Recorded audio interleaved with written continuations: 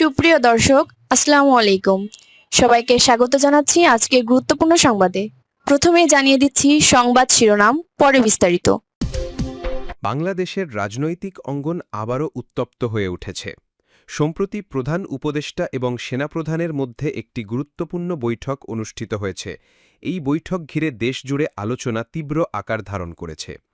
রাজনৈতিক বিশ্লেষকরা মনে করছেন, বৈঠকে দেশের সার্বিক পরিস্থিতি, নির্বাচন ঘিরে শঙ্কা এবং সম্ভাব্য সহিংসতা নিয়ে গভীরভাবে আলোচনা হয়েছে।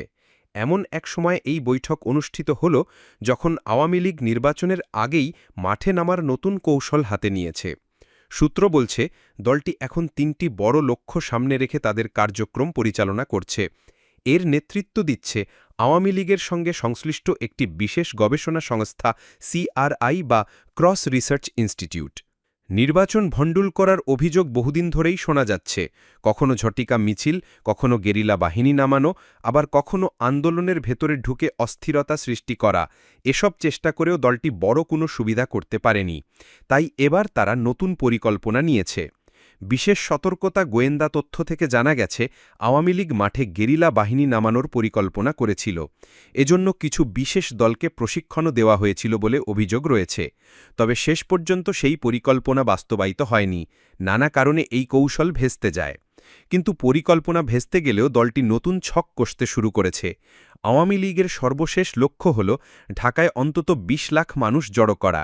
রাজনৈতিক বিশ্লেষকরা মনে করছেন, এত বিপুল সংখ্যক মানুষের সমাবেশ ঘটানো শুধু বড় চ্যালেঞ্জই নয়, বরং রাজধানীর স্বাভাবিক জীবনযাত্রাকে মারাত্মকভাবে ব্যাহত করতে পারে। পরিবহন ব্যবস্থা ভেঙে পড়তে পারে, নিত্যপণ্যের বাজার অচল হয়ে যেতে পারে এবং সহিংসতার ঝুঁকি বাড়তে পারে। সূত্র জানাচ্ছে, দলটি মনে করছে, যদি তারা ঢাকায় এত বড় সমাবেশ ঘটাতে সক্ষম হয়, তাহলে আন্তর্জাতিক অঙ্গনে বার্তা যাবে যে আওয়ামী লীগ এখনও শক্তিশালী এবং জনসমর্থন হারায়নি। এমনকি এটি বিরোধীদের ওপর মানসিক চাপ সৃষ্টি করবে এবং অন্তর্বর্তী সরকারের অবস্থানকে দুর্বল করার চেষ্টা হিসেবেও কাজ করবে। তবে সুরক্ষা সংস্থার কর্মকর্তারা বলছেন, এত বিশাল সমাবেশ হলে তা নিয়ন্ত্রণ করা কঠিন হবে। পরিস্থিতি যে কোনো সময় সহিংসতায় রূপ নিতে পারে। এজন্য রাজধানীতে নিরাপত্তা বাহিনী ইতিমধ্যেই সতর্ক অবস্থানে রয়েছে। সব মিলিয়ে স্পষ্ট হচ্ছে, গেরিলা বাহিনী নামানোর পরিকল্পনা ভেস্তে গেলেও আওয়ামী লীগ নতুন কৌশল সাজাচ্ছে।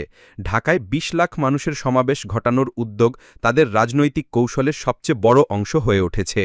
সম্প্রতি সেনাপ্রধানের সঙ্গে নোবেলজয়ী ড. মোহাম্মদ ইউনুসের একটি গুরুত্বপূর্ণ বৈঠক অনুষ্ঠিত হয়েছে। এই বৈঠক ঘিরে রাজনৈতিক অঙ্গনসহ সাধারণ মানুষের মধ্যে ব্যাপক আলোচনা শুরু হয়েছে। সূত্র বলছে, বৈঠকে দেশের সার্বিক রাজনৈতিক পরিস্থিতি, নির্বাচনকে ঘিরে অনিশ্চয়তা এবং গণতান্ত্রিক প্রক্রিয়া রক্ষার উপায় নিয়ে দীর্ঘ আলোচনা হয়। অন্তর্বর্তী সরকারের প্রধান উপদেষ্টা হিসেবে দায়িত্ব গ্রহণের পর থেকেই ড. ইউনুস বিভিন্ন মহলের সঙ্গে যোগাযোগ বাড়িয়েছেন। সেনাপ্রধানের সঙ্গে এই বৈঠক সেই ধারাবাহিকতারই অংশ বলে মনে করা হচ্ছে। বিশেষ করে নির্বাচনকালীন সময়ে শান্তি শৃঙ্খলা বজায় রাখা এবং সেনাবাহিনীর ভূমিকা কী হবে, সেটি আলোচনার মূল কেন্দ্রবিন্দু ছিল বলে জানা গেছে। ড. ইউনুস সেনাপ্রধানকে জানিয়েছেন, একটি অবাধ, সুষ্ঠু ও নিরপেক্ষ নির্বাচন আয়োজনের জন্য রাজনৈতিক স্থিতিশীলতা অপরিহার্য। এক্ষেত্রে সেনাবাহিনীকে নিরপেক্ষ ভূমিকা পালন করতে হবে এবং জনগণের আস্থা বজায় রাখতে হবে। অন্যদিকে সেনাপ্রধানও আশ্বাস দিয়েছেন যে সংবিধান ও রাষ্ট্রের স্বার্থ রক্ষায় সেনাবাহিনী সর্বদা সতর্ক থাকবে। আইন শৃঙ্খলা পরিস্থিতি নিয়ন্ত্রণে রাখার পাশাপাশি যে কোনো ধরনের সহিংসতা প্রতিরোধে প্রয়োজনীয় পদক্ষেপ নেওয়া হবে। রাজনৈতিক বিশ্লেষকরা বলছেন, সেনাপ্রধানের সঙ্গে এই বৈঠক ড. ইউনুসের কূটনৈতিক পদক্ষেপের একটি গুরুত্বপূর্ণ দিক। কারণ অন্তর্বর্তী সরকারকে কার্যকর রাখতে সেনাবাহিনীর সহযোগিতা অপরিহার্য। তাই এই বৈঠক শুধু আনুষ্ঠানিক সৌজন্য সাক্ষাৎই নয়, বরং রাজনৈতিকভাবে অত্যন্ত তাৎপর্যপূর্ণ।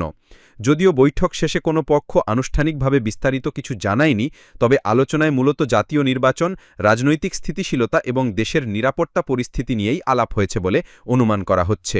সব মিলিয়ে বলা যায়, সেনাপ্রধান ও ড. ইউনুসের এই বৈঠক বাংলাদেশের চলমান রাজনৈতিক প্রেক্ষাপটে বড় ধরনের গুরুত্ব বহন করছে।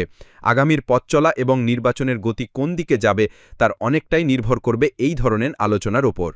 সূত্র জানাচ্ছে, আওয়ামী লীগের বিশেষ টিম দেশজুড়ে গোপন পরিকল্পনা কার্যকর করছে। তারা প্রথমত অন্তর্বর্তী সরকারকে ব্যর্থ প্রমাণ করতে চায়। সরকারের প্রতিটি পদক্ষেপকে প্রশ্নবিদ্ধ করা, আন্তর্জাতিক মহলে বিভ্রান্তি সৃষ্টি করা এবং সাধারণ জনগণের মধ্যে হতাশা তৈরি করা এসবই তাদের লক্ষ্য। দ্বিতীয়ত, তারা আগামী নির্বাচনকে ভণ্ডুল করার জন্য মাঠে বিভিন্ন কৌশল প্রয়োগ করছে। শিক্ষাঙ্গনকে কেন্দ্র করে সংঘাত, শ্রমিক ও জনসভায় বিভ্রান্তি ছড়িয়ে দেওয়া এবং রাজধানীতে সহিংস মিছিল আয়োজন এসব কৌশল ইতিমধ্যেই লক্ষ্যবস্তুতে আনা হয়েছে। নিরাপত্তা সংস্থা এ বিষয়ে সতর্ক অবস্থানে রয়েছে। তৃতীয়ত, বিএনপি, জামায়াত এবং এনসিপি সহ বিরোধী শক্তির মধ্যে বিভেদ সৃষ্টি করা। এজন্য দেশি বিদেশি লবিস্ট এবং সাংস্কৃতিক গোষ্ঠীকে ব্যবহার করে জনমতকে প্রভাবিত করার চেষ্টা চলছে। অভিযোগ আছে, শেখ হাসিনাকে দেশে ফিরিয়ে আনতে এবং আওয়ামী লীগকে ক্ষমতায় পুনঃপ্রতিষ্ঠিত করতে এই সংস্থা বিপুল অর্থ খরচ করছে। মিডিয়া, টকশো, অনলাইন প্ল্যাটফর্ম সবকিছুকেই তারা ব্যবহার করছে সরকারের বিরুদ্ধে জনমত তৈরি করতে। সিআরআই-এর দিল্লি অফিস থেকেও একাধিক পরিকল্পনা বাস্তবায়িত হচ্ছে। সেখানে সাংস্কৃতিক এবং শিক্ষাগত গোষ্ঠীকে নিয়োজিত করে বিরোধীদের দুর্বল করার চেষ্টা চলছে। বিশেষ প্রশিক্ষণপ্রাপ্ত বাহিনীও মাঠে নামছে শিক্ষাঙ্গনে সংঘাত উস্কে দেওয়ার উদ্দেশ্যে। সবচেয়ে বড় পরিকল্পনা হলো ঢাকায় অন্তত ২০ লাখ মানুষ জড়ো করা। রাজনৈতিক বিশ্লেষকরা বলছেন, যদি সত্যি এত বড় সমাবেশ হয় তবে রাজধানীর স্বাভাবিক জীবন সম্পূর্ণ বিপর্যস্ত হবে। পরিবহন ব্যবস্থা ভেঙে পড়তে পারে, বাজার অচল হয়ে যেতে পারে, এমনকি সহিংসতার আশঙ্কা বাড়তে পারে। প্রধান উপদেষ্টা এবং সেনাপ্রধানের বৈঠকে এসব বিষয় নিয়েই আলোচনা হয়েছে। আগস্টে নাশকতার আশঙ্কায় ইতিমধ্যেই বিশেষ সতর্কতা জারি করা হয়েছে। যদিও বড় ধরনের কোনো ঘটনা ঘটেনি, তবে গোয়েন্দা সংস্থা জানিয়েছে পরিকল্পনা পুরোপুরি বাতিল হয়নি। এখন প্রশ্ন হচ্ছে, বাংলাদেশের আসন্ন জাতীয় নির্বাচন কি শান্তিপূর্ণভাবে অনুষ্ঠিত হবে, নাকি দেশ আবারও অস্থিরতায় ভরবে? জনগণের প্রত্যাশা একটি অবাধ, সুষ্ঠু এবং গ্রহণযোগ্য নির্বাচন, কিন্তু বাস্তবতা বলছে সামনে আরও উত্তেজনা, সংঘাত ও অনিশ্চয়তা তৈরি হওয়ার আশঙ্কা প্রবল। সর্বশেষ খবর অনুযায়ী অন্তর্বর্তী সরকার নির্বাচন আয়োজনের প্রস্তুতি চালিয়ে যাচ্ছে, কিন্তু আওয়ামী লীগের এই ৩টি লক্ষ্য বাস্তবায়িত হলে রাজনৈতিক পরিস্থিতি আরও জটিল হয়ে উঠতে পারে। দর্শক বন্ধুরা, এমন গুরুত্বপূর্ণ খবর নিয়মিত পেতে আমাদের সঙ্গে থাকুন।